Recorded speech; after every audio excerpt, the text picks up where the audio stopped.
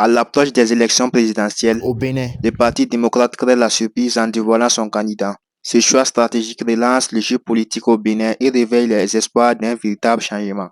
Entre ambition, renouveau et volonté de rupture, le parti entend marquer un tournant décisif dans l'histoire politique du pays. Mais ici, on se retrouve avec un jeune avocat qui, effectivement, fait partie de ce parti, qui est le conseiller sur le plan juridique et qui sort pour être véritablement le challenger du candidat de la mouvance présidentielle. Et je trouve que ça va être intéressant parce que on va obligatoirement au Bénin vers au moins une alternance générationnelle. Le président de la République sera jeune par rapport à ce qu'on a l'habitude de voir au niveau de nos pays. Et il y aura du renouveau au niveau de la présidence. Qu'est-ce que cela va apporter? On attend de voir. En matière d'âge? Pas seulement en matière d'âge, parce que quand je pense à un renouveau générationnel, je me dis qu'il y a l'état d'esprit qui ne sera pas également le même, les méthodes qui vont très certainement changer, parce que si ce n'est pas cela, je ne vois pas pourquoi préférer un plus jeune à un plus âgé. Alors, qui est donc Renaud Agbodjo? C'est un avocat, c'est un jeune avocat qui a commencé au niveau du Bénin à aller au prétoire autour de 2012. Ce qu'on lui connaît, qui fait sa particularité, surtout dans l'espace politique, c'est qu'il a souvent défendu des membres de l'opposition, il a défendu des membres de la société civile, il a défendu par exemple Rekia Madougou. Il faisait partie des avocats de Mme Rekia Madougou quand elle a eu des problèmes avec la justice, ce qui a abouti à sa condamnation. Donc c'est quelqu'un qu'on connaît déjà sur ce champ de défense de l'opposition, en plus du fait qu'il est membre et il est le conseiller juridique du parti Les Démocrates.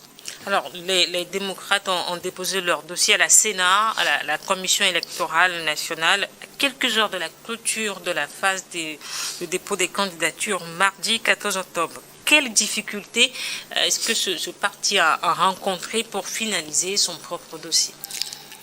Souvent au niveau de l'opposition, tout comme des partis, soit on n'a pas défini une procédure de choix de qui va être candidat, ce qui fait que c'est sur place qu'on se débrouille, parce que c'est comme ça qu'il faut l'appeler, alors qu'il y a des méthodes, ce qu'on appelle la démocratie interne.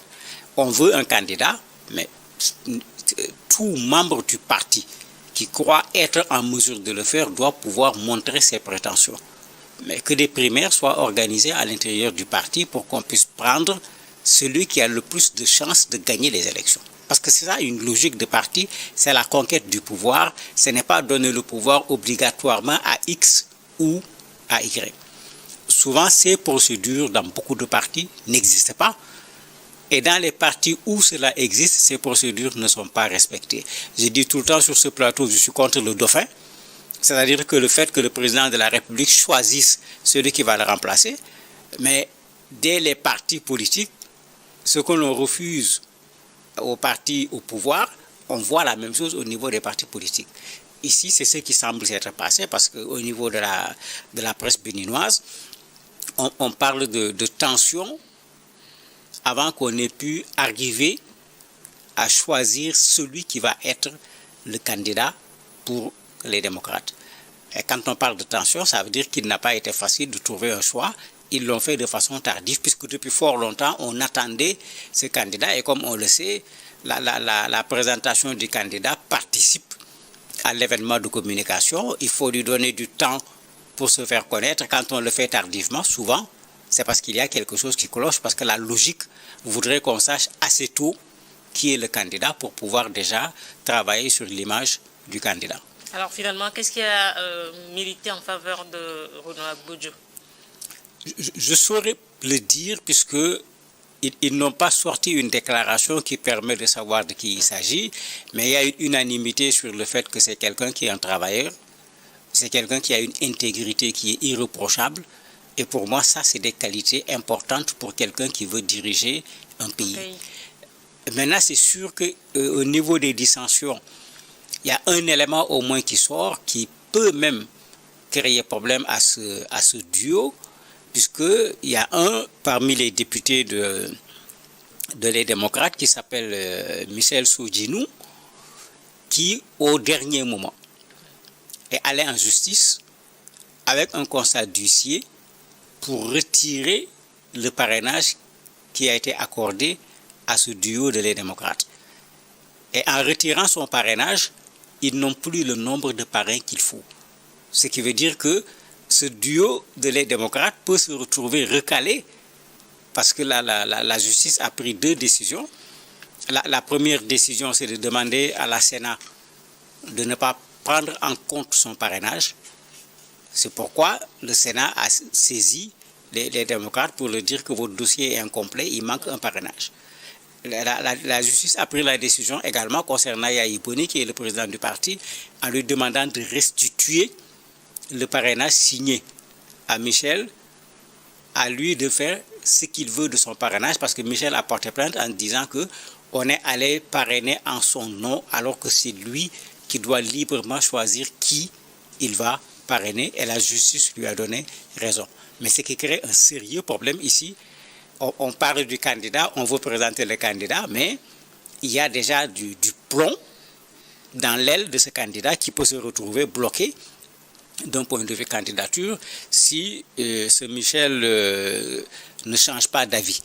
Parce qu'au niveau des textes, quand on est d'un parti, quand on est d'une coalition, la personne qu'on va parrainer doit être de ce parti ou de la coalition du parti.